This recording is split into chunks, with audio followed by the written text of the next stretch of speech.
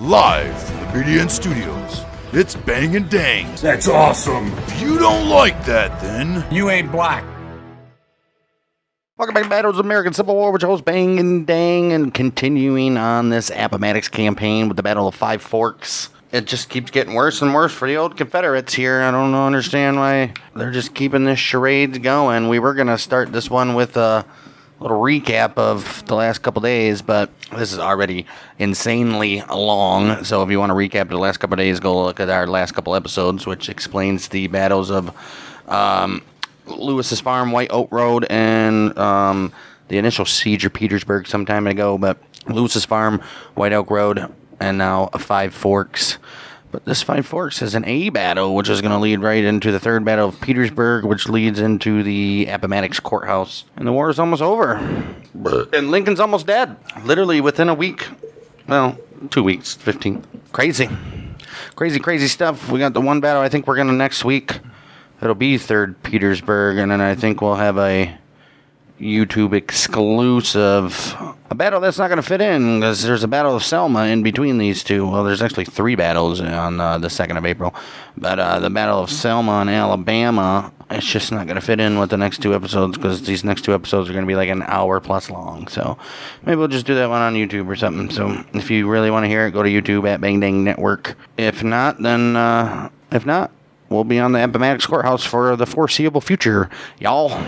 Yeah, off we go, because this is long. A lot of information, just like the last episode. Just movements and shit's happening. Five Forks fought April 1st, 1865, southwest of Petersburg, around the road, junction of Five Forks, Dinwiddie County.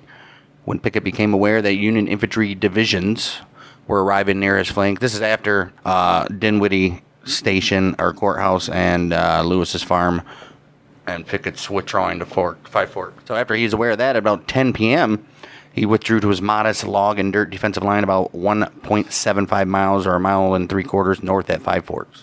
The Confederates withdrew between 2 and 5 a.m., covered by Mumford's cavalry, and with Custer's men close behind but not forcing an engagement. After Pickett returned to Five Forks on the morning of April 1st, he surmised that the Union forces were organizing to attack his left flank. He's like, what are we going to do? Well, he later recalled that he sent a telegram. He sent that to General Lee, asking for reinforcements and a diversion to prevent his force from being isolated by Sheridan's men, coming between his force and the end of the White Oak Road defenses. Pickett, he also said that he would have deployed north of Hatcher's Run had he not received a telegram from General Lee that, according to many historians, stated this: hold Five Forks at all hazards, protect road to Ford's Depot, and prevent Union forces from striking the South Side Railroad. Regret exceedingly your forces' withdrawal and your inability to hold the advantage you had gained. Well, some historians are going to speak against that, because Edward Longaker, he discounts the reliability of the report of this message, saying it was recalled 30 years later by Pickett's widow, who tended to exaggerate, distort, and falsify her husband's records. Oh, wow. He did write that Pickett's report only mentions Lee's direction to protect the road to Ford's Depot, and that no copy of the message has ever been found, which historian Douglas Southall Freeman also had noted all the way back in 1944. Jeez. Robert E. Lee knew that if the Union Army could take Five Forks, they would be able to reach the South Side Railroad and the Richmond and Danville Railroad, cutting off the major supply routes to and retreat routes from the Pittsburgh and Richmond. They also cut the wagon roads to the west and circle around Hatcher's Run, and then attack the Confederate right flank, and then he's done for sure. Well, sure, no, it would be. Even if we're not even the best location for a defense, Five Forks had to be defended. Pickett, he later wrote that he assumed Lee had his message, and he would make a helpful diversion and send reinforcements. The slow withdrawal and narrow roads kept the last of the Confederate force from reaching Five Forks until about mid-morning on the 1st of April. Ain't no fooling there. Right. Well, there's a lot of fools, but... Right. Well, when the Confederates reached Five Forks, they began to improve the trenches and fortifications, including establishing a return or refusal of the line running north of the left or eastern side of their trenches. While particular attention was given to improving the refused left flank, Pickett did not have the line that initially had been constructed when his men had reached Five Forks substantially improved after his men returned from Dinwiddie Courthouse. Why? The location of the line was not well chosen because some of it was in low places. I got lines in low places. Damn. Not only did the old Rebs line at Five Forks consist of only of slim pine logs with a shallow ditch in front of Pickett's disposition of his force was poor. The cavalry in particular were poorly placed in wooded areas inundated by heavy streams that they could only move to the front by a narrow road. Oh. The old artillery was poorly placed as well by Pickett, especially Colonel Willie Pegram's 3 guns set at the center of the line. Oh, that's not very well. At the Warren Court... Why would your artillery be at the center of the line when you think they're coming for your flank? All right. At the Warren Court of Inquiry, 24 years later, Fitzhugh Lee, he said that the old Rebs made less careful dispositions than usual along White Oak Road at Five Forks because they expected to face only cavalry or to be supported by Lieutenant General Richard Anderson's corps if the old Bluecoats infantry left their lines to support Sheridan's force, which never happened. None of those. Jeez, well, historian Ed Bears, with 2 S's, has written that Fitzhugh Lee and Pickett either did not know the result of the Battle of White Oak Road or failed to realize the significance. Probably the latter. Right. 2 of Major General Bushrod Johnson's brigades from Anderson's only division already were with Pickett, and the troops left at White Oak Road and Claiborne Road were weakened and cut off to the west after the battle. General Lee decided to send no reinforcements to Pickett because he had no notification that Pickett's force was in trouble. Pickett's line across Five Forks was dug mainly just north of White Oak Road, with a refused, which means bent back, left flank. It extended about 1 3/4 mile, about half on each side of the junction of White Oak Road with Dinwiddie Courthouse Road, which is Ford's Road to the north, and Scott Road. Old Pickett, he placed WHF Rooney Lee's cavalry on the right of the line, with Rufus Behringer's brigade watching the right flank at the western edge of the Gilliam's farm. From right to left, the line was held by the brigades of Brigadier General Montgomery Corse, Colonel Robert Mayo, who replaced the injured Brigadier General William Terry, and Brigadier Generals George H. Stewart, William Henry Wallace, and Matt Ransom. On the left, the 8th Virginia Cavalry Regiment from Colonel Thomas Munford's division. He was in contact with the Understrength Cavalry Brigade led by the Confederate Army's youngest general, Brigadier General William Paul Roberts. This small unit of a regiment plus a battalion was assigned to cover the 4 miles between the end of Pickett's line and the end of the main Confederate defensive line at the junction of Claiborne Road and White Oak Road. Seems a little small for to cover 4 miles. Right. Holy shit. The rest of Mumford's division was positioned on Ford's Road behind the center of the line at Five Forks. 3 of artillery Colonel Willie's Pegram's 6 guns that were placed along the line where fields of fire in the wooded location could be found, with the other 3 placed in battery at the Five Forks. 4 guns of Major William McGregor's battalion were put on the right flank. Thomas L. Rosser's division was in reserve, watching the wagon train north of Hatcher's Run. Old Rosser, he later recalled that he asked for his assignment because his horses had been ridden hard and needed attention. Or he was like, fuck that, I don't feel like fighting. He's like, this war's over.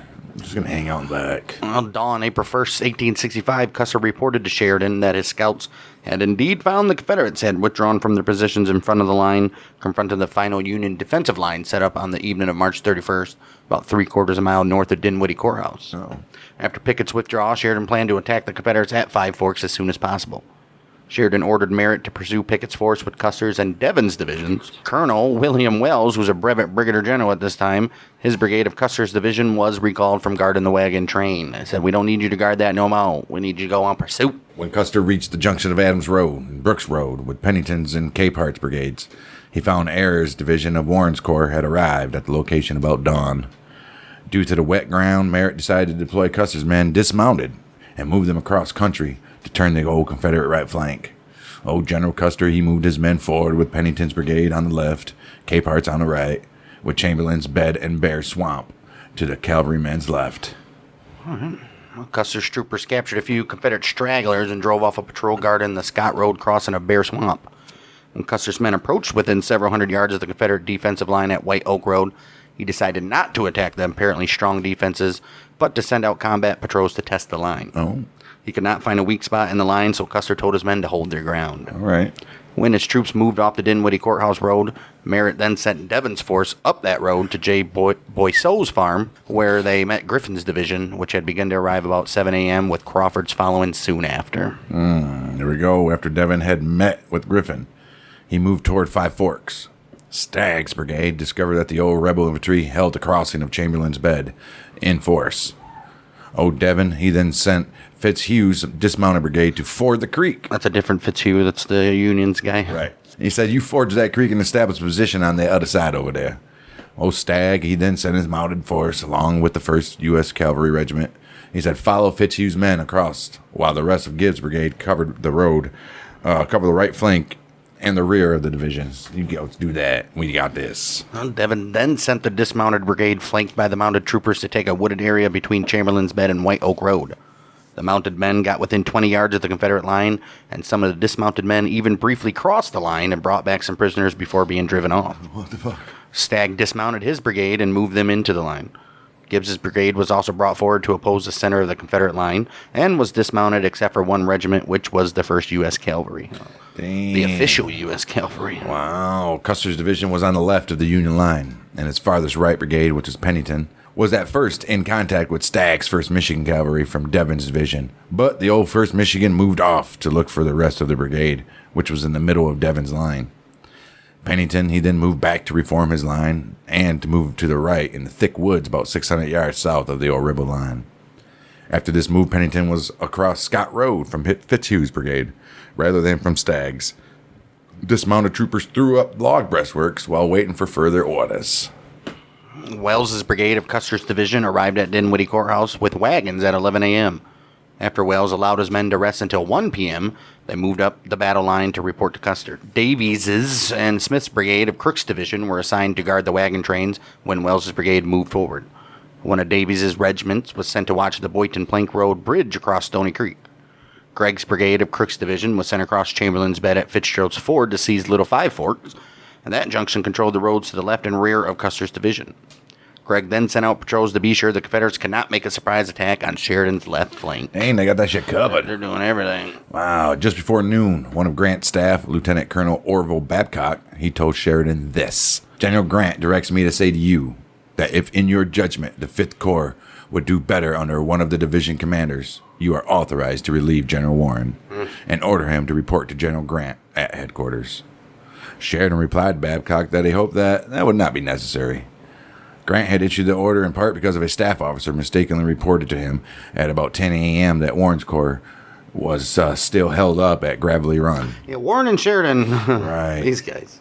Warren did not even hear about Grant's message, but some word leaked out to the 5th Corps generals, including Griffin and Chamberlain. He's like, oh, man. Do you think they're like, man, we love Warren, or like, man, we got a chance to command this division here?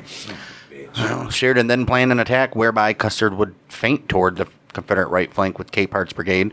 Warren's infantry corps would attack the left flank, and Devon, who was joined by Pennington's brigade, would make a frontal attack on the Confederate entrenchments when they heard Warren's attack begin. Sheridan sent a staff officer to order up the 5th Corps, and an engineer, who was Captain George Gillespie, ordered them to turn the front of Warren's corps into Gravelly Run Church Road obliquely to and a short distance from White Oak Road, about 1 mile east of Five Forks. There we go. In the Warren Court of Inquiry in 1880, Gillespie... We'll have probably an episode about that afterwards. Gillespie, he testified that contrary to Sheridan's after-action report, he had no reconnaissance of the Confederate line, and he did not even know there was a return on the left flank. He only knew he was to align the 5th Corps with the right flank of Devon's division and have them positioned as a turning column a short distance from White Oak Road, about a mile east of Five Forks. Okay. I mean, what are you supposed to do? What took him 25 years to do all this? I guess we'll see. Gillespie reached Warren at J. Boy So's farm at 1 p.m. with Sheridan's instructions. Upon hearing Sheridan's order, Warren sent Colonel Henry Bankhead to have the division commanders move up at once. Bankhead gave Crawford and Griffin the message and sent another officer to contact Ayers while he waited to see that the orders were obeyed as promptly as possible by the divisions at the farm. Warren then went to see Sheridan, who briefly and tersely explained to him the tactical situation and plan of operations. Oh, shit. Damn. Well, after that, Warren rode to examine the ground where his men were to be massed on Gravelly Run Church Road. He sent his escort to patrol as far as White Oak Road to prevent the old Rebs from discovering the 5th Corps movement. Sheridan, he told Warren to advance with his entire corps in a 2-division front oblique to the road with the 3rd Division following in reserve. He would attack in a single blow and not piecemeal. Otherwise, Warren could determine the number of assault waves and length of the line. Well, he ultimately decided that each division should put 2 brigades in front in double battle lines, with their 3rd brigade centered behind the first 2. Warren's corps could cover about 100 yards front with about 12,000 officers and men, reduced from 15,000 by casualties. Yeah, and stuff that happened over the last 3 days. Right. Well, Crawford's division reached Gravelly Run Church first and deployed as Warren instructed. Griffin's division arrived soon after, and Warren showed him where to set up and asked him to be as expeditious as possible. Right. Ayer's division arrived last, and Warren also asked him at least twice to move expeditiously. We gotta go. Gotta go do this. I'm Gotta go. hearing some rumblings. I might be replaced. So. Right. If the angle in the Confederate line had been where Warren was led to believe it was, old Crawford's men would hit it first, and Griffin would be with them to reinforce the attack. Ayer's division, they would prevent the old Reb troops and earthworks facing White Oak Road from reinforcing Ransom's brigade, which was holding the return. Warren, he prepared a sketch map of the presumed situation for the division commanders. Like, check this shit out, guys. He had to draw up the orders in reliance on what he was told about the location of the Confederate line, and without making a personal reconnaissance. Colonel James Forsyth, Sheridan's chief of staff, said that Sheridan also saw a copy of the diagram and instructions and approved them. The instructions directed the corps to advance northwestwardly to the White Oak Road, wheel to the left, take a position at right angles to the road, and that as soon as they were engaged, Custer's and Devon's men were to charge along the rest of the line. No cavalry were on the right with the 5th Corps, but Mackenzie's troopers were reported to be advancing on the White Oak Road toward the 5th Corps position. The ground where the 5th Corps formed was rough, wooded, filled with ravines. Since the Confederate breastworks could not be seen from this location, the direction of advance depended on the roads and supposed location of the Confederate works along White Oak Road. Warren used all exertions possible to get his troops to the point of departure. The march appeared to be off to a good start. Griffin received his orders at about 2 p.m. The division marched 2.5 miles over a narrow, woody road, arrived at the marshalling area about 4 p.m., which most of Zoyvers agreed was a reasonable time. It was a pretty good time, especially since the road was muddy and blocked by lead horses of dismounted cavalry. Lead horses? Lead. They're being led. Lead. Sheridan came to visit Warren during the 5th Corps organizational movements and expressed concern that Warren get ready before his cavalry fired all their ammunition. Clearly. Warren offered to move with these troops, which were ready if Sheridan so directed, but Sheridan wanted all the infantry to attack at once. Sheridan felt that Warren was not exerting himself to get the corps into position, and stated in his after-action report that he was anxious for the attack to begin as the sun was getting low and there was no place to entrench. Oh, shit. Warren, he denied Sheridan's allegation that he had given the impression he wanted the sun to go down before the attack would be made, and there were 2.5 hours of daylight still left at 4 p.m. While the 5th Corps was organizing for its attack, Sheridan, he was further disturbed to learn that Meade had pulled Miles's division from White Oak Road line back to the Boydkin Plank Road, opening the possibility that Confederate reinforcements could come down White Oak Road and strike the 5th Corps in the flank and the rear. Sheridan, he said, you know what, Mackenzie? Time to come up here, Get up boys. here, boy. Well, they then moved up the Adams and Dinwiddie Courthouse roads to J. Boisseau's farm and turned onto the Crump Road, intending to move to the White Oak Road and set up a roadblock, with Major James McFarland's battalion of the 11th Pennsylvania Cavalry in the lead. About a half a mile south of White Oak Road and 3 miles east of Five Forks, Mackenzie's troopers encountered a considerable force of Robert's men posted in rifle pits along the edge of the woods along White Oak Road with an open field to their front. Oh, shit. Rapid fire from Mackenzie's men who were armed with Spencer repeating rifles kept the old Confederates pinned down and allowed Mackenzie personally to lead Major Robert Monroe's battalion of the 11th Pennsylvania Cavalry on horseback across the rifle pits into the White Oak Road, striking the left flank of the Confederate line. Ooh. The North Carolina cavalrymen retreated in confusion as the remainder of the 11th Pennsylvania Cavalry charged the rebel cavalry's line. Union Brigade Commander Colonel Samuel Spear wounded in this mopping up operation. Mop them up. When he was informed of Mackenzie's success, Sheridan ordered Mackenzie to leave a detachment to block White Oak Road and then to bring his division to Five Forks. When Mackenzie reached a position near the Confederate line and was about to order his lead brigade to charge, the 5th Corps started across White Oak Road, briefly delaying both units' progress to their positions. Oh, jeez. Stupid 5th Corps. Right. Damn, from the north of Hatcher's Run, Fitzhugh Lee's other division commander, Thomas Rouser, invited Lee and Pickett to a shad-baked lunch. Eat some lunch. Some fish. Roger, he had brought a large catch of shad on ice from the Nottoway River when his division moved from that station to Five Forks. Pickett and Lee accepted, like, I could eat. Yeah, why not? Just on the downfall and the brink of elimination, let's go eat a fucking fish dinner. Right. At 2 p.m., just as Lee was about to leave the line, Mumford came up to report a dispatch from a lieutenant of the 8th Virginia Cavalry, who wrote that Roberts's cavalry brigade stationed to the east along the White Oak Road had been overpowered by the Union cavalry. They're getting their ass kicked. Some of Robert's men fled into Pickett's line while others retreated into Anderson's end of the main Confederate White Oak Road line at Claiborne and White Oak Roads. The dispersal of Robert's command meant that Pickett was cut off, and if any reinforcements were sent, they would need to fight their way through on the White Oak Road to reach his position, or go basically in a big old half a circle around everything. Dang. Fitzhugh Lee then asked Munford to check this personally and to order up his division if necessary and report back. Yeah, he's like, you're not going to like this. Mumford, he then saw Lee riding with Pickett north on Ford's Road toward Hatcher's Run, but had no knowledge of their destination, which was about a mile and a quarter north from the front.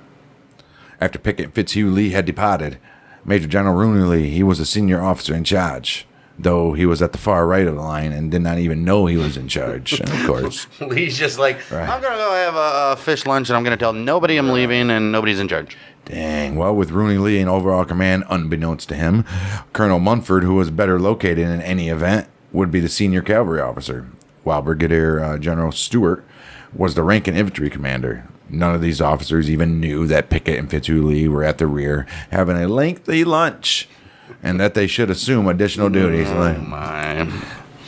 Jeez. Didn't even know. Soon after Pickett and Fitzhugh Lee left for lunch, Colonel Munford saw the Union attack shaping up as he prepared to have his cavalry division defend the left flank against this attack.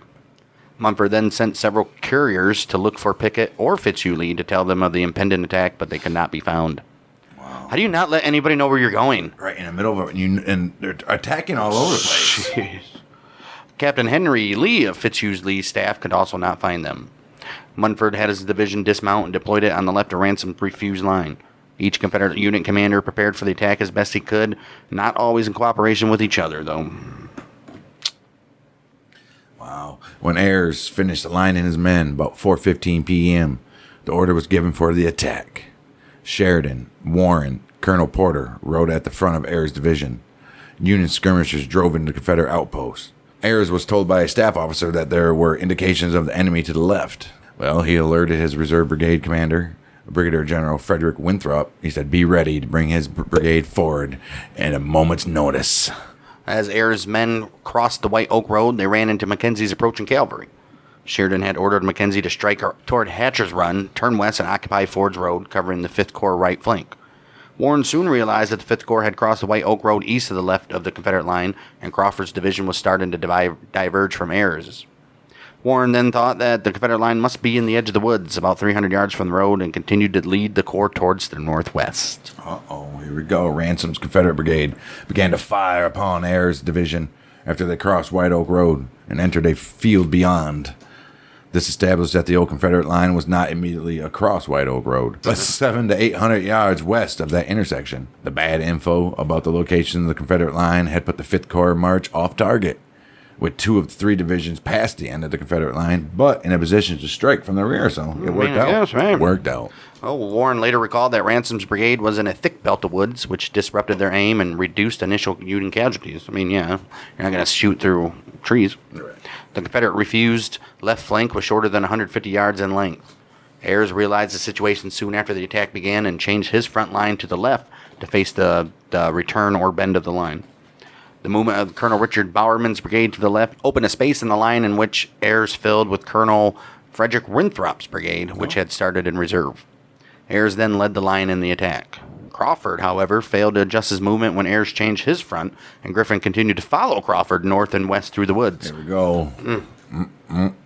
Ayres' men had faltered briefly when they became exposed to closer, more accurate firing from Ransom's brigade.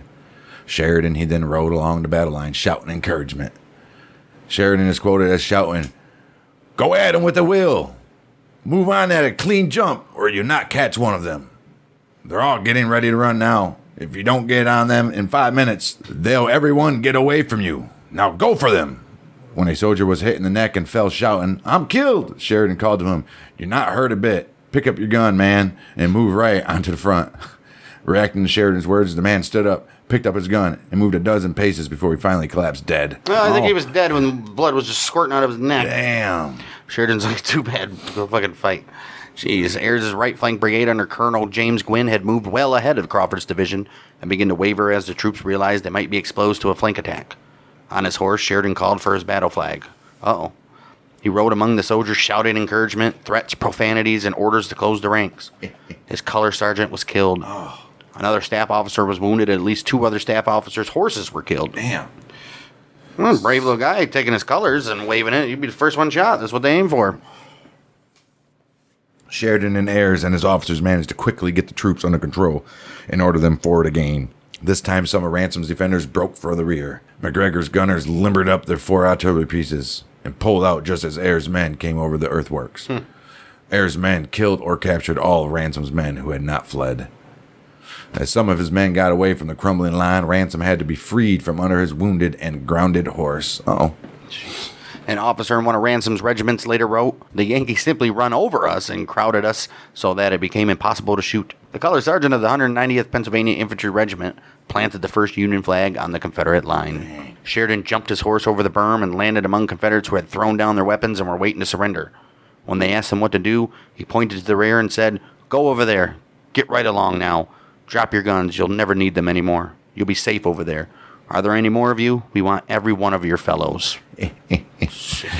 Ayers had taken the key to the entire Confederate line. Over 1,000 prisoners, 8 battle flags. But among Union casualties was, you guessed it, Colonel Frederick Winthrop, who was mortally wounded, and Colonel Richard Bowerman, who was severely wounded. Colonel James Grindley assumed command of Winthrop's brigade, while Colonel David Stanton took charge of Bowerman's brigade. Soon after, Sheridan jumped his horse into the Confederate works and orderly reported to him that Colonel Forsyth of his staff had also been killed. Forsyth. Sheridan replied this, "It's no such thing. I don't believe a word of it. You will find Forsyth's all right." 10 minutes later, Forsyth rode up and Sheridan shouted, "There! I told you so." I told you. Sheridan ordered Ayers to halt and reform his division. When it was obvious that the Confederate line, in fact, had given way, Sheridan ordered Ayers, "Guess what? Move forward, boys." When Griffin's and Crawford's divisions diverged from Ayers, Ayers sent a message to Griffin to come up on his right. Sheridan also sent orders to Griffin and Crawford to come in on the right. Warren sent staff officers in pursuit of them. Warren established a command post in the field east of the return where he thought he could get information from all points and exercise control of the whole field assigned to his corps. Sheridan, however, thought Warren should have been leading from the front. Yeah. What do you do when the staff officers did not report back promptly? Warren himself went looking for the wayward divisions. He was fired upon when he reached a local landmark, the Chimneys, which is about 800 yards north of the end of the Confederate refused line, by the volleys that caused Gwynn's brigade to recoil. He's like, oh, that's why they left. Crawford's division had come several hundred yards from the road before they wheeled to the left, entirely missing the proximity 150 yards Confederate return line. Jeez. Oh, shit. Warren first found Colonel John Kellogg's brigade and told him to form his brigade at right angles to its previous direction and wait until another brigade could close up on his right. Warren and his staff officers could not find Crawford to tell him to move his other brigades. When Warren came back from the woods, Kellogg was gone, having been ordered forward by one of Sheridan's staff officers who was also searching for Crawford. Jeez. A patrol of Mumford's cavalry stopped Kellogg's advance from positions inside the Sidner house. Okay. Geez, so there's just confusion around here too, huh? Well, Colonel Jonathan Tarble, he brought up a battalion of the 91st New York Infantry, which drove out Mumford's men and allowed Kellogg's brigade to resume their move to the west. One of Warren's staff officers, Major Emor Cope, he found Crawford, and he said, guess what? Swing to the right to join Kellogg, bud. Since Kellogg had moved, Crawford proceeded toward the Chimneys, with the brigades of Brigadier General Henry Baxter and Colonel Richard Coulter, encountering a few of Mumford's pickets as they progressed. Crawford he then found and moved against Mumford's dismounted troopers, which still moved Crawford toward the line northwest, away from the main Confederate line. Well, Warren finally found Griffin about 800 yards north of the return at the Chimneys. Griffin had pushed ahead of Crawford's division and had gone even further to the right of the end of the refused segment of the Confederate line. Griffin realized something was wrong when he did not come up against fortifications after marching about a mile and only finding Munford's outposts as opposition. Brigadier General Joseph Bartlett of Griffin's division rode to the left when he heard increased firing and saw the Confederate left flank on the opposite side of Sydnor's Field. Uh-oh. It's like, we need to go that way, guy. Yeah, here we go. Griffin, he also rode to Sydnor's Field and saw the Confederate movement along White Oak Road. Major Cope then rode up and told Griffin... Major Cope. Right. He rode up and told Griffin that Warren wanted him to move toward White Oak Road by the left flank. Meanwhile, all of Griffin's men, except 3 regiments of Bartlett's division, had moved off and joined Crawford's division. Griffin then led Bartlett's 3 regiments across Sydnor's Field. Brigadier General Joshua Chamberlain saw the division flag moving to the left and followed Griffin with his brigade and a regiment of Colonel Edgar Gregory's brigade. Oh. By the time Warren returned to White Oak Road, Ayer's division had captured the return. Since no attack was now needed at the return of the Confederate line, Warren sent Major Cope to tell Griffin to push westward toward the Fords Road. Right. Griffin turned his men to the right and headed west parallel to White Oak Road. Warren then turned back around toward the return to look again for Crawford's division. So where's fucking Crawford at? Right. The collapse of Ransom's brigade put both Wallace's and Stewart's brigades in danger of being outflanked and attacked from the rear. The 3 Confederate brigadier generals quickly threw up a new defensive line with light field works at a right angle to White Oak Road. In the woods, at the west end of Sydnor's Field, they did that in order to protect Fords Road. Griffin's brigade soon charged against this line with Chamberlain's brigade and one of Gregory's regiments on the left, Bartlett's brigade on the right, 2 of Gregory's regiments right behind him. Yep, when Chamberlain's men attacked, their right wing overcame the new Confederate line, and then a Union regiment and a battalion headed toward White Oak Road, while Griffin's remaining troops maintained their pressure on that part of the Confederate line, which was still holding out. Another of Chamberlain's regiments and a battalion continued to pressure the Confederate line. Bartlett's regiments met stiff resistance and even engaged in some good old-fashioned hand-to-hand fighting. Yeah. Let's look at that. Some of Bartlett's men took cover in rifle pits where Chamberlain's men had broken the line. Griffin's men succeeded in breaking the line after a fight of about a half hour. Generals and staff officers had to reform Bartlett's brigade and deploy the men at right angles to the Confederate line so that they would not be trapped if the old Rebs managed a counterattack. Chamberlain then rushed 2 regiments to help. Together, these units put the Confederates to flight, taking about 1,500 prisoners and several battle flags. Dang. Bartlett and Chamberlain reorganized 150 to 200 stragglers and put them back into the battle. So I don't think so. Chamberlain saw Colonel Gwynn's battle flag to the rear and asked Gwynn to have his brigade assist Chamberlain's men, which Gwynn did. Suddenly, confronted by a large number of Confederates, Chamberlain feared being caught in a crossfire when the Confederates suddenly threw down their arms and surrendered. Oh, wow. They said, screw this shit. As the second Confederate return line collapsed, Ayers and Sheridan came forward. Sheridan ordered Chamberlain take command of all the infantry in the vicinity and to push for Five Forks. He did so with the help of one of Griffin's staff officers. After being cautioned by Sheridan and Ayers that his men were firing into their own cavalry, Chamberlain, he told Sheridan that he should go to a safer place. Instead, Sheridan rode west on White Oak Road, following Griffin and Bartlett, who had just come up. He's like, fuck you. Well, Griffin had not paused with the victory at the second defensive line, but continued to advance to Five Forks, where he met the dismounted troopers of Pennington's and Fitzhugh's brigades who had just broken through the Confederate fortifications. Ayers' divisions then reached Five Forks as well. On the right, Bartlett's brigade reached Fords Road and captured an ambulance and a wagon train there. Crawford's troop also moved steadily across Fords Road from the northern end of Sydnor's Field, captured 7 ambulances, some wagons from Wallace's brigade. Crawford, he sent these wagons with many prisoners to the rear, so fast that Crawford's provost marshal could not even keep an accurate count of them. After Ayers' division had captured the return, Warren again went to search for Crawford. Well, he found Crawford's division in good order on the east side of the Boiseau's farm, facing west. All right. Well, unfortunately for Warren, Sheridan asked for Warren at about this time, and no one could say where he was. Oh, no. Sheridan then ordered Griffin to take command of the corps. Meanwhile, Warren ordered Crawford to wheel to the left and drive south against Five Forks, because Warren perceived that the Confederates still held the crossroads because of artillery fire coming from that direction.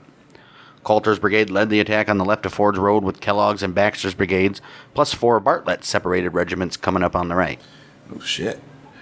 Damn. From the woods on the south of the Boiseau farm, the Confederates fired steadily on the Union battle line. 3 companies of the 1st Maine Veteran Infantry routed a patrol of Rauser's cavalry across Hatcher's Run before rejoining their regiment. Warren assigned the 1st Maine Veteran Infantry and the 118th Pennsylvania Infantry to watch the ford across the Hatcher's Run. So you watch that fucking ford. Don't you let anybody cross it. Well, meanwhile, at the good old fish cook-off at Rosser's camp, 2 of Munford's pickets rode up to report Union forces were advancing on all roads.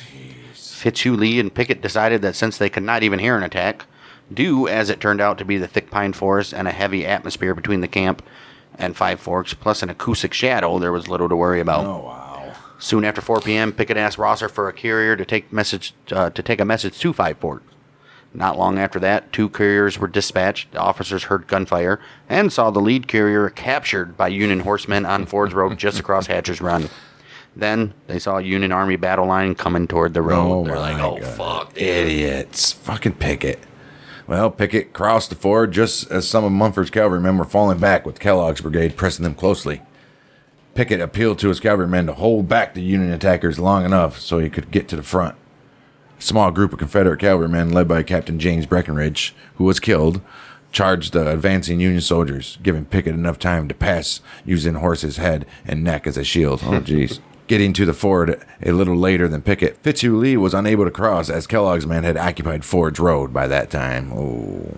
Well, Lee then tried to attack the roadblock with Rosser's reserve division, but they failed to breach the Union line.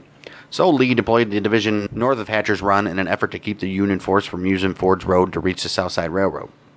Pickett found that his subordinates, Ransom, Stewart, and Wallace, they had formed a new line parallel to and east of Ford's Road and were fighting with Griffin's division at this time. You know that, Pickett? If you weren't down there picking bones out of your teeth from the fish. Jeez. Well, Pickett, he then pulled Mayo's brigade from the line west of Five Forks, along with Graham's 2 guns, to shore up the line. Showed up. And he added stragglers from Ransom's and Wallace's brigade to the line in order to man a 3rd line of resistance east of the Ford's Road. Coulter's Union Brigade faced fierce fire from Mayo's brigade and Graham's battery, but continued to advance with the support of Crawford's 2 other brigades and 2 of Bartlett's regiments. Let's keep on rolling. Mayo's brigade broke when Coulter's men rushed into the woods and over their line, although Mayo was able to reform part of the brigade in Gilliam's Field. Seeing the disordered condition of Mayo's brigade, and although the Confederates still controlled the Five Forks intersection, Pickett gave up the fight at Ford's Church Road and ordered Mayo to go across country to the Southside Railroad. Dang. Coulter's brigade took a large number of prisoners from Mayo's brigade and captured Graham's 2 guns as well. Son of a bitch. Bang. After Mayo's brigade had been broken, Warren told Crawford to oblique his division to the right and occupy White Oak Road west of Five Forks to close the last line for the Confederate retreat. Custer's and Rooney Lee's divisions were engaged in fierce combat to the southwest of Crawford. Crawford's left flank passed north of Five Forks, and Warren split off for Five Forks.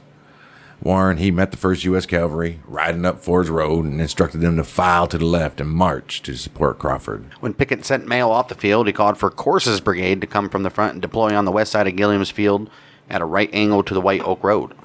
The Union forces would need to cross this open field to advance. Pickett's objective was to gain time for the survivors of the shattered brigades of Ransom, Seward, and Wallace to escape. Corse's men threw up light field works, and Behringer's and Beale's brigades of Rooney Lee's cavalry division supported them to the south and west. Okay, here comes Mackenzie. Him and his cavalry had advanced on the right of the 5th Corps, scattered Munford's picket line, as well as screening the infantry from any attempt by Rosser's division north of Hatcher's Run to come in from behind. Oh, Mackenzie had to pause twice to break up pockets of resistance. The Union cavalrymen captured large numbers of prisoners during their advance. About 9 p.m., Mackenzie halted and reported his location to Sheridan. Sheridan, he sent instructions to have a cavalry detail relieve the infantry detachment, then guarding the Hatcher's Run on the Hatcher's Run ford on Ford's Road. After Mumford and his remaining troopers crossed Hatcher's Run, they remounted, crossed back, and rode to the right to report to Pickett. Realizing that they only could get trapped by continuing to fight, Pickett ordered Munford to rejoin Fitzhugh Lee north of Hatcher's Run. They did so after recrossing the run to the west at West Dabney's Road and reported to Fitzhugh Lee after dark. Welcome back to Fitzhugh Lee after dark. Right. In line with Sheridan's order, Merritt ordered Devon and Custer to dismount their men and charge the Confederate works as soon as they heard the sound of battle from the infantry. They were to leave one brigade each on horseback to exploit any breakthrough. Devon's men and Pennington's brigade of Custer's division attacked fortifications along White Oak Road when they heard the infantry's attack. Pennington, was at Custer's command post, where Custer told him to call for his lead horses so he could support Custer's flank attack, contrary to Merritt's orders that he should attack dismounted along with Devon's men. Oh, jeez. They're still fucking up. Well, within minutes of speaking with Custer, Pennington heard the sound of firing, followed by the appearance of a staff officer who told him that Merritt had sent Pennington's brigade into the attack. Custer said he must be mistaken and rode off. Nah, I don't think so. Nope. Pennington headed for the front only to find that his brigade in fact had attacked, faltered, and was pulling back in confusion. In his after-action report, Pennington said the failure to maintain contact with Fitzhugh's brigade, the removal of Capart's division from his left, and the fact that his men were running out of ammo caused the retreat. Well, obviously. Wow, with Pennington's brigade no longer on his left, Devon had to pull his division back. The Union forces regrouped. Devon supplied Pennington's men with more ammo, and the Union attack was resumed. After renewing their attack, Pennington's brigade fell back again, but Devon's division continued the attack against Stewart's and Wallace's brigades. After Ayres' division broke the Confederate line, Stewart and Wallace had to withdraw a large number of their troops to man the new defensive line at right angles to White Oak Road. Nonetheless, Pennington's men were being held back at the breastworks, and Sheridan halted them temporarily because he was concerned that Ayres' men would fire into them. Right. It was only after Mayo's brigade was pulled out of the front of the line to form the third left flank line that Pennington's brigade made progress. Oh, there we go. The guns at Five Forks and part of Stewart's brigade still held the intersection. Colonel Pegram had posted his 3 guns to the west of Ford's Road and a little salient as directed by Pickett. Then he went to sleep. Yeah, why not? When the firing started, Pegram then woke up and he rushed to the Five Forks intersection. Pegram's 3 cannon, they fired at the charging Union cavalrymen, who were firing at the artillerists with repeating carbines. Oh, no. Pegram rode out between the guns to give orders without dismounting, and after shouting, "Fire canister low, man," he was mortally wounded. Died the following morning. There goes Pegram. The Confederate detachments from Mayo's, Stewart's, and Wallace's brigades could not carry on holding the front of the Confederate line when Union troops from Griffin's division appeared on their left to add weight to the attack by the Union cavalrymen who charged over the fortifications as Griffin's men came up. Devon then sent the mounted 1st U.S. Cavalry Regiment after the fleeing Confederates. Union Cavalry Division commanders reported that they captured almost 1,000 prisoners, seized 2 battle flags, plus 2 guns during the battle. How many prisoners now? Jeez. Holy shit. After the old Bluecoats cavalry broke the front line at the Five Forks intersection, Griffin's and Ayres infantry divisions arrived at the scene, causing some disorder as units intermingled. After restoring organization to their commands, Devon wheeled his division to the left and set up Griffin's left, while Ayres' division was behind Griffin's. Then the old Union battle line moved to the west of the junction. At about 5:30 p.m. on the 1st of April, Grant, he sent Brigadier General Nelson Miles' division of the 2nd Corps to hold White Oak Road at Claiborne Road, prevent any reinforcements moving to Pickett over White Oak Road. Before the old Bluecoats attack began, Custer positioned Capehart and Wells' brigades opposite the Confederate right and remounted them as ordered by Merritt. Get on those horses, boys. Custer, he then told the 15th New York Cavalry to make a feint against the end of the main line held by Corse's brigade. You guys can do that, right? Custer then planned to lead the rest of the men of the 2 brigades in an attack on the Confederate flank. Corse had been reinforced by a dismounted brigade from Rooney Lee's cavalry division. 15th New York was turned back twice as they tried to reach Confederate cannons that were firing canister. Custer began his flank attack when the 15th New York Cavalry began their attack on the front and swung his mounted brigades around the Confederate flank. Now, before Custer could seize a position behind Corse, Rooney Lee led the 2nd North Carolina Cavalry, 3rd North Carolina Cavalry, in a counterattack. Oh, shit. Here we go. Lee's troopers held their position, keeping Custer from joining the Union forces moving west along the Confederate line. Covered by Rooney Lee's troopers from Behringer's brigade, McGregor's battery, many infantry, wagons, and ambulances, and Beale's cavalry brigade withdrew north of Hatcher's Run. Warren, he then found Crawford's division hesitating at the edge of the woods on the east side of Gilliam's Field. At the same time, Custer's division was being held back by Rooney Lee's men to the south and west. The Union soldiers were not heeding officers' orders to move forward against Corse's line of breastworks. After a few minutes of reorganization of the units, Warren, he took the Corps flag and rode into the field with his staff officers and called for the men to follow. He said, "Follow me, boys." Well, the men then rose and followed their officers and color bearers to attack Corse's brigade, capturing many prisoners and dispersing other Confederates. In the attack, Warren's horse was shot from under him just short of the Confederate line. An orderly was killed, and Lieutenant Colonel Holland Richardson of the 7th Wisconsin Infantry Regiment was badly wounded when he jumped his horse between Warren and the Confederate defenders. Good for you. Taking one for the boss. Right, after Corps Brigade had been scattered, Crawford's men moved west on White Oak Road about a half a mile. After mopping up a few pockets of resistance, Warren halted to pursue, since no more Confederates could be seen and night was falling. Warren had earlier sent his aide, Lieutenant Colonel Frederick Locke, to tell Sheridan that he had gained the enemy's rear, taking over 1,500 prisoners, and he was pushing in a division as fast as he could. Sheridan told Locke, "Tell General Warren, by God, I say he was not at the front. That is all I have to say to him." He's pissed Warren wasn't up there, man. Oh, wow. When Pickett ordered Courts to the west side of Gilliam's Field, he ordered Rooney Lee to prepare to withdraw to the South Side Railroad. Lee covered his dismounted men with his mounted men and fought a successful delay in action as he slowly retreated. He had to speed up as Corse's brigade collapsed. Yet Custer could not cut off many of Lee's men, who crossed Hatcher's Run at Dabney Road and then marched to Ford's Road to report to Fitzhugh Lee. Okay. Custer followed Lee's men for about 6 miles, but gave up and set up camp on the battlefield, where Pennington's brigade rejoined them as darkness closed in. Okay, so everybody's regrouping for the night, getting ready for the morning. Historians offer a range amount of casualties. Oh, of course I do. Of course I do. Some are similar to Earl Hess's numbers of about 600 killed and wounded, 4,500 prisoners, and 13 flags, 6 guns lost by the Rebs. 633 casualties for Warren's infantry, and probably fewer for Sheridan's cavalry.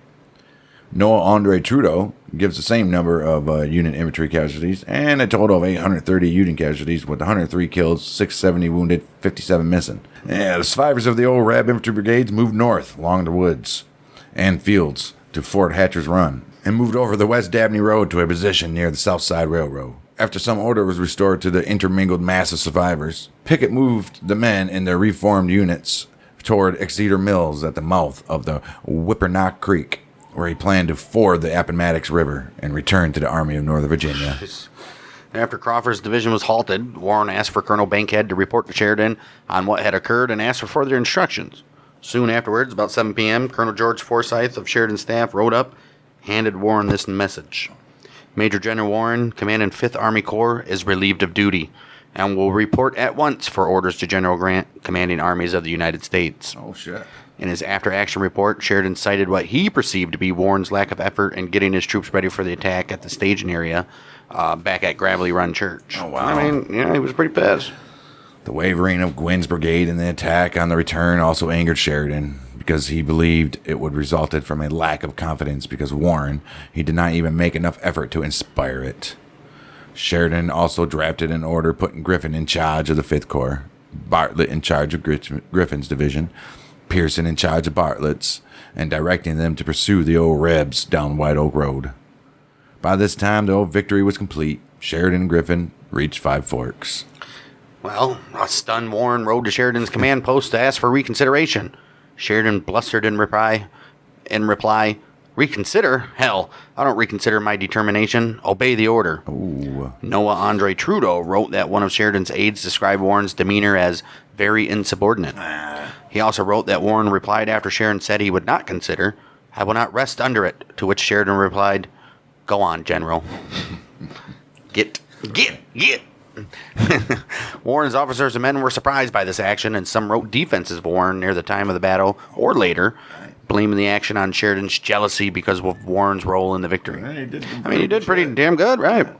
Considering the 1883 verdict of the Warren Court of Inquiry that Sheridan's removal of Warren was unjustified, many historians have... good for you, historians.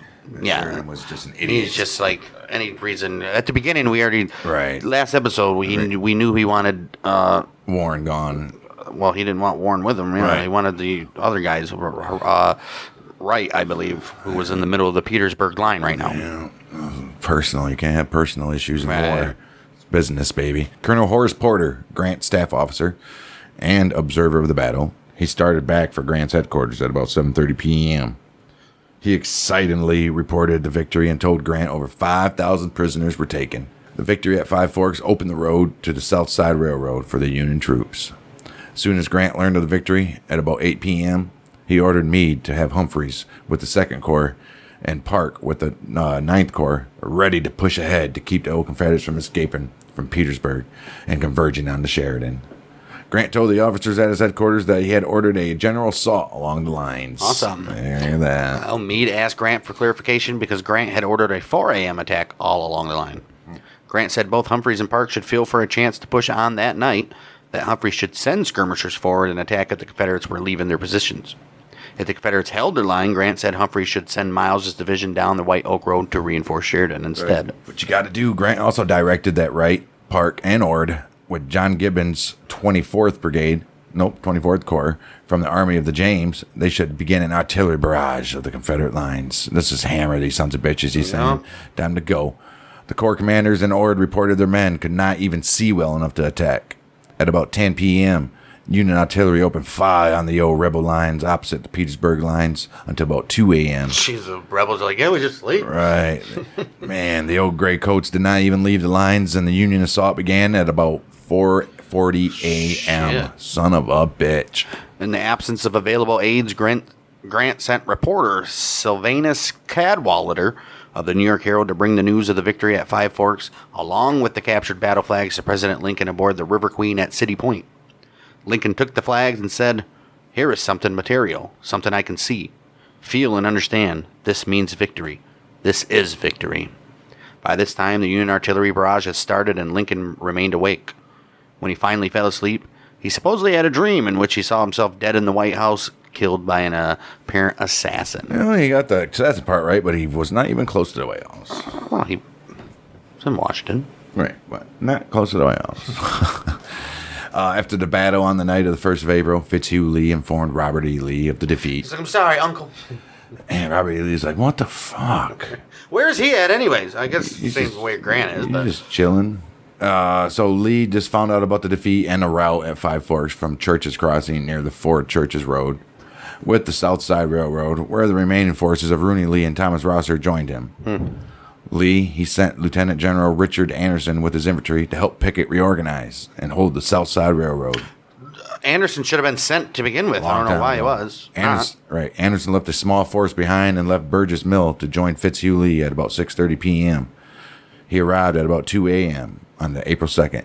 General Lee's intention was to defend the South Side Railroad at Sutherland Station. Can he do it? We don't know. Well, Anderson's force included Major General Bushrod Johnson's division, Brigadier General Eppa Hunton's brigade of Pickett's command, and the survivors of Pickett's task force at Five Forks. Now, if I was those guys, I'd be like, screw you. Right. Lee also ordered troops from Richmond to come to Petersburg to help defend against attacks which he thought to be imminent. Yes. Yep. Night of April 1st, 2 divisions of the Union 5th Corps camped across the White Oak Road near Gravelly Run Church, while the 3rd Division camped near Ford's Road. Sheridan's cavalry camped at the Gilliam Farm near Five Forks, while Mackenzie's men settled in near the Ford's Road crossing of Hatcher's Run. Nelson Miles' division of Andrew Humphrey's 2nd Corps joined Sheridan later that night. Like, you get a good rest, boys, because we're about to push for the final stretch. Here we go. Grant, he sent a message to Sheridan late on the 1st of April that he was sending Miles' division to him and that he planned on attack along the Peterson lines at about 4 a.m. Grant said he would give Sheridan no specific instructions, but would like you, however, to get something done to the South Side Road, even though they do not tear up a mile of it. Sheridan replied at 12:30 a.m. that he planned to sweep the White Oak Road and all north of it down to the Petersburg. Oh, shit. Say, I'm coming that way. April 2nd, Union attacks, especially the successful assault by Major General Horatio Wright's 6th Corps, who Sheridan initially wanted, broke through the Confederate lines at the 3rd Battle of Petersburg, putting the Confederate Army of Northern Virginia to flight towards the Appomattox Courthouse and the inevitable. We got a bunch of soldiers that get the Medal of Honors. We got Wilman Blackmar, John Wallace Scott, Robert Shipley, Thomas Murphy, August Coss, William Henry Harrison Benyard, Jacob Kugel, George Shop, Joseph Stewart, William Winiger, Albert Fernald, Eldebert Everson, James Grinley, Charles Gardner, Henry Bonebreak, Hiram DeLavy, and David Edwards were all later awarded that Medal of Honor for the actions during this battle. That's a lot. Yeah. Wow. It's over with for the Confederates. Yeah. Obviously, we've been saying that, but it really is. They're just pushing it back and pushing it back and pushing it back. Yeah, there's Crazy stuff going on right now. the Union can actually just end it now if they wanted to. No, they are. Not like now. Oh, they are. Like April 1st. Well, No, because they still got Richmond. Yeah. They gotta get to Richmond. Done over with. Well, next week we'll have the third battle of Petersburg, which I think will intermingle. Probably the Battle of Sutherland Station, which is on the same day, April 2nd. We'll probably intermingle that within this one, and then we'll have the Battle of Namozine Church, Amelia Springs, Rice's Station, Sailors Creek, probably High Bridge, Cumberland Church. Before we get to the Appomattox Courthouse. So probably about 3 more episodes until the surrender, and maybe 5 more episodes total, and then we're done with this war. So, yes, sir. That's a lengthy one, about 50 minutes in. Hope you guys can follow all that. We'll try to put up graphics at where the movements are coming from different times, but we'll see. We will see. With that, we remind you to go check out our YouTube at Bang Dang Network, or just give us a review on Spotify, Apple, share with your friends. We'll be back next week for more Battles of the American Civil War. We are the Mousy Michiganders, Mousy Michiganders, wish. Yeah, bang.